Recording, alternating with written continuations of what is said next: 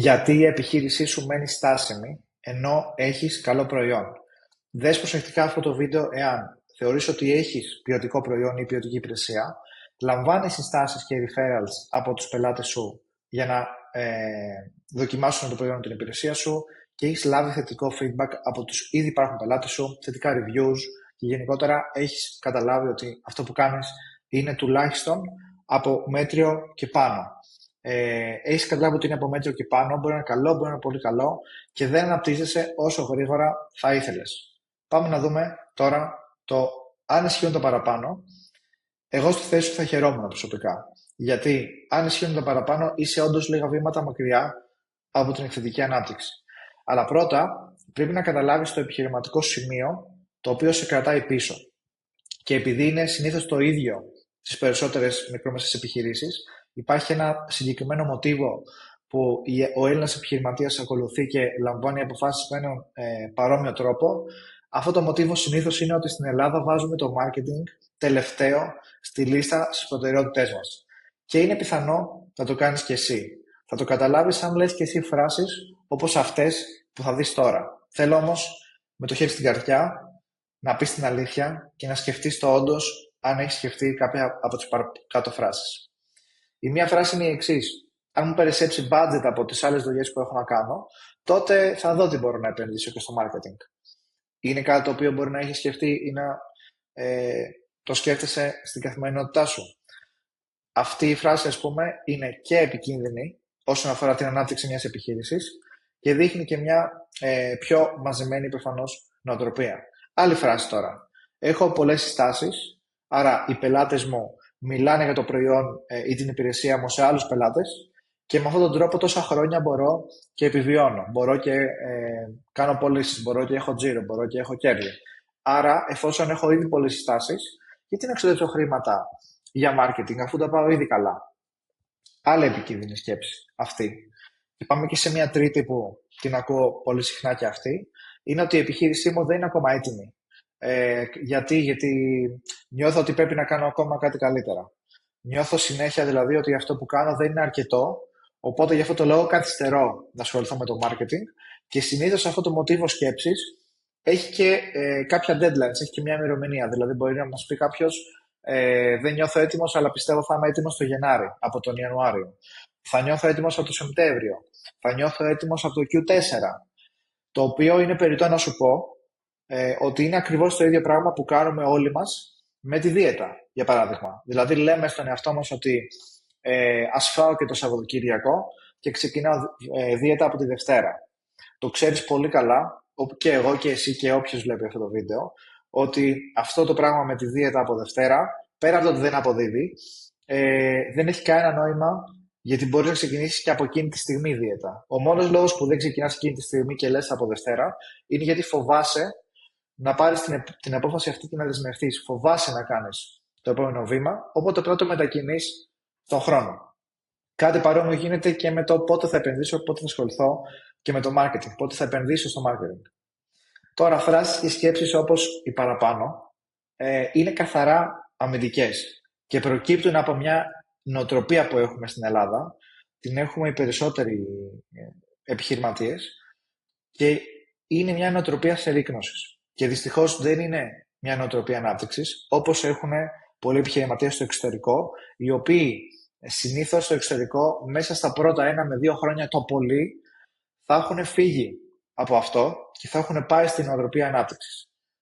Πάμε τώρα να δούμε όλες αυτές τις σκέψεις που οδηγούν. Οδηγούν στον κύκλο της στασιμότητας που εγκλωβίζονται οι περισσότερες μικρομεσαίες επιχειρήσεις. Και ποιος είναι αυτός ο κύκλος στασιμότητας? Μπορείς να τον δεις ακριβώς εδώ πέρα.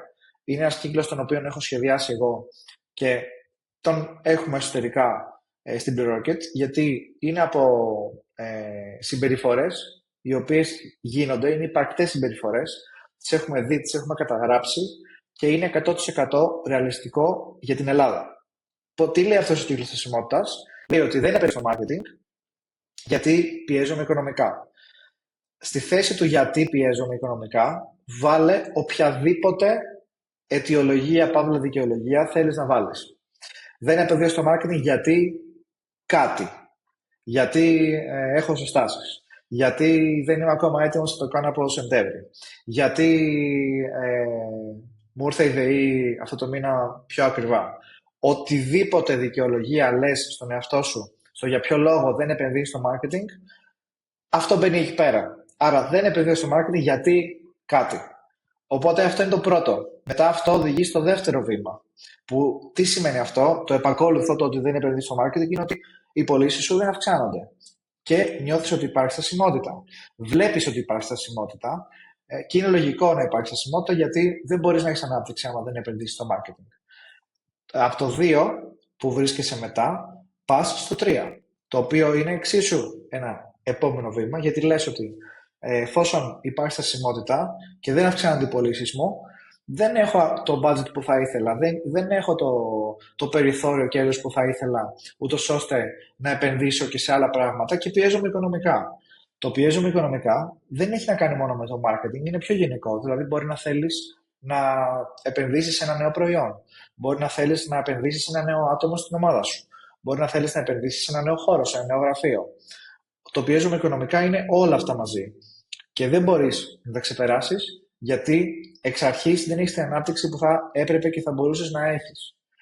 Και όταν είμαστε στο 3, τι συμβαίνει, γυρνάμε πίσω στο 1. Άρα, επειδή πιέζομαι οικονομικά, δεν επενδύω στο marketing. Και όλο αυτό, προφανώς δεν το ξαναπάω από την αρχή, καταλαβαίνεις ότι είναι ένας κύκλος, καταλαβαίνεις ότι είναι μια λούπα και αυτό εδώ το ανθρωπάκι που είναι στη μέση είναι ο μικρομεσαίος Έλληνας επιχειρηματίας που είναι εγκλωβισμένος μέσα σε αυτή τη λούπα.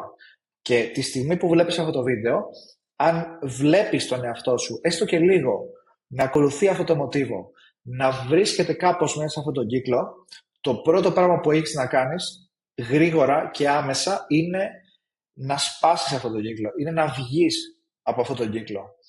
Οποιοςδήποτε είναι μέσα στον κύκλο αυτόν, δεν υπάρχει περίπτωση να βγει και να αναπτυχθεί.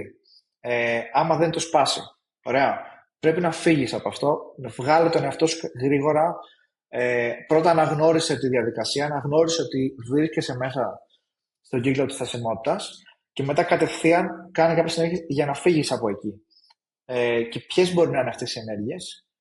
Είναι πάρα πολύ απλό. Το marketing είναι ο μόνος τρόπος για μια επιχείρηση για να βγει στην επίθεση. Να περάσει στο attack mode και να πάει να αναπτυχθεί πραγματικά. Και όχι μόνο αυτό, αλλά είναι και ίσως και το μεγαλύτερο μέσο μόχλευσης των χρημάτων μιας επιχείρησης. Μαζί με το εργατικό προσωπικό, μαζί με τα κτίρια, μαζί με το software, μαζί με το IP που αναπτύσσει μια επιχείρηση, το marketing είναι ένα από τα μεγαλύτερα μέσα μόχλευσης των χρημάτων. Βάζεις ένα και μπορεί σε ένα χρόνο να σου γεννήσει 5.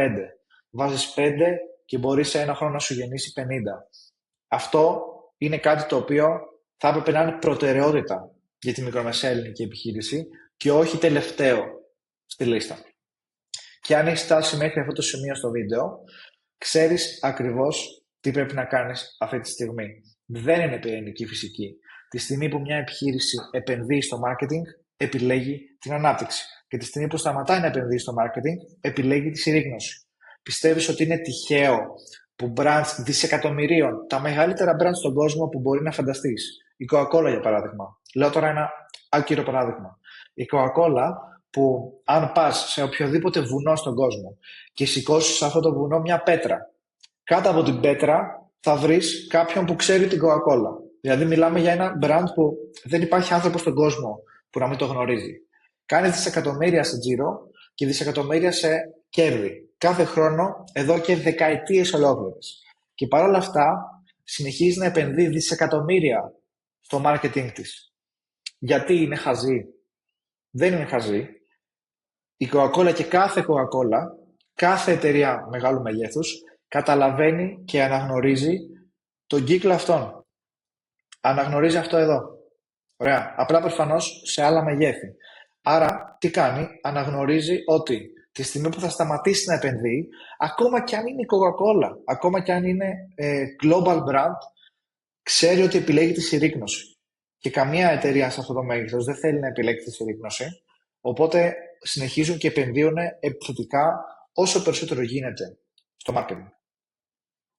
Τώρα, από εκεί και πέρα, στην Blue Rocket έχουμε βοηθήσει πάνω από 100 ελληνικές επιχειρήσεις να αναπτυχθούν τα τελευταία 5 χρόνια που είμαστε στην αγορά, από τοπικές επιχειρήσεις μέχρι και μεγαθύρια όπως είναι η Ion, όπως είναι η Apivita και όπως είναι και πολλές ακόμα επιχειρήσεις που τις ξέρεις σίγουρα, αλλά δεν θέλω σε κάθε βίντεο να βάζω τα ίδια και τα ίδια ξανά. Μπορείς να ανατρέξεις και σε άλλα βίντεο και να δεις περισσότερα για το πελατολογιό μας. Αυτό που με ενδιαφέρει εμένα αυτή τη στιγμή είναι καλά ότι συνεργαζόμαστε με επιχειρήσεις για να αυξήσουν τα έσοδα και την κερδοφορία τους μέσα από αποτελεσματικό και σύγχρονο marketing, αλλά το σημαντικό και αυτό που με ενδιαφέρει δεν είναι το αν θα συνεργαστείς με την Blue Rocket ή αν θα συνεργαστείς με μια άλλη εταιρεία marketing ή αν θα επενδύσεις σε ένα εσωτερικό τμήμα marketing.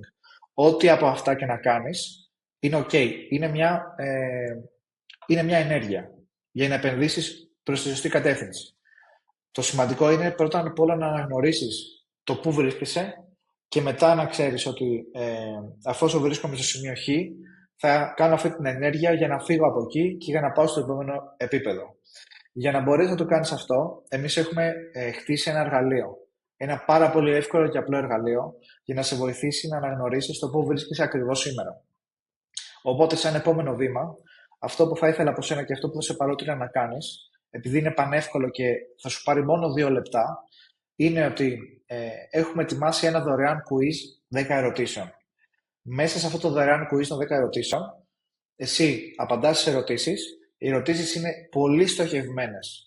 Είναι ακριβώς αυτό που χρειάζεται να απαντήσεις για να καταλάβει ο αλγόριθμος και το τεστ με τον τρόπο που το έχουμε στήσει, το σημείο που βρίσκεσαι και το πόσο αποτελεσματικές είναι οι ενέργειες που κάνεις ήδη. Οπότε μέσα σε μόλις 2 λεπτά λαμβάνεις εξατομικευμένα σκορ και σου λέει ότι είσαι στο 10%, είσαι στο 60%, είσαι στο 90%. Οπότε γρήγορα μπορείς να δεις, ok, είμαι σε αυτό το επίπεδο και μετά από αυτό λαμβάνεις και εξατομικευμένες συμβουλές. Δηλαδή, ανάλογα με το στάδιο και το επίπεδο που βρίσκεσαι, συνήθως υπάρχουν συγκεκριμένα πράγματα που επιχειρήσεις σε αυτό το σκορ κάνουν λάθος και χρειάζεται να κάνουν για να πάνε στο επόμενο βήμα. Εμείς τα έχουμε κάνει αυτά τα πράγματα, identify, τα έχουμε καταγράψει και σου προτείνουμε στο τέλος του quiz ότι αν βρίσκεσαι σε αυτό το στάδιο, τότε συνήθως αυτά που κρατάνε πίσω αυτές τις επιχειρήσεις είναι αυτά τα 3 πράγματα. Άρα μάλλον θα πρέπει να κοιτάξεις αυτά τα 3 για να πας καλύτερα και προφανώς από εκεί πέρα αποφασίζεις μόνος σου για το πώς να πράξεις. Στην τελική, εσύ ο επιχειρηματίας πρέπει να πάρεις την ευθύνη για τις ενέργειες που θα κάνεις στη συνέχεια.